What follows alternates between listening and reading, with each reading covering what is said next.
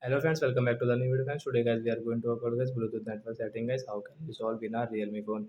Friends, you want to solve guys your Bluetooth network problem in your Realme phone. So friends, you can solve it. And friends, now let's see how to solve Bluetooth network problem in our Realme phone. In this video friends, I will show you guys. So before starting video friends, I want to tell you guys, if you're in my channel guys, you are watching a video first time. So then first of all go and subscribe my channel, click the bell icon and like my video friends. So when first of all open your phone setting to solve guys your Bluetooth network problem. Then guys scroll it, you can see this type of setting guys, scroll it, and guys you can see system settings and tap here. So guys scroll it, and friends you can see guys your backup and reset, friends tap here.